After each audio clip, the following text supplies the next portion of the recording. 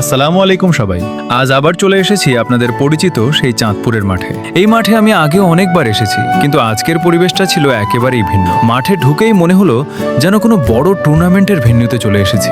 যে জায়গাটা একসময় ছিল একটি ইটভাটা, সেটাকে আজ অসাধারণভাবে সাজানো হয়েছে। চারপাশে চেয়ার, সুন্দর ডেকোরেশন আর দর্শকদের ভিড়ে পুরো মাঠ ছিল জমজমাট।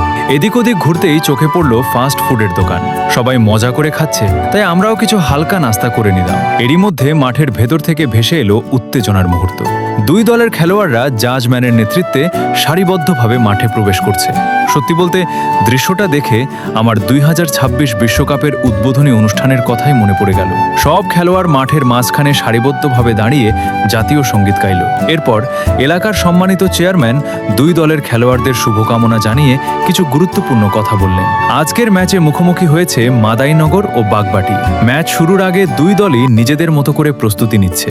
কেউ সেলফি তুলছে, কেউ শেষ মুহূর্তের পরিকল্পনা করছে, আবার কেউ সতীর্থদের সঙ্গে আলোচনা করছে। এরপর এলো সেই প্রতীক্ষিত মুহূর্ত, টস। দুই দলের অধিনায়ক এগিয়ে গেলেন জাজম্যানের কাছে। টসে জিতে বাগবাটি দলের অধিনায়ক বল নিয়ে খেলা শুরু করার সিদ্ধান্ত নিলেন। রেফারির বাঁশি বাজতেই শুরু হয়ে গেল দারুণ এক লড়াই। দুই দলই আক্রমণ আর পাল্টা আক্রমণে দর্শকদের দারুণ উত্তেজনা উপহার দিল।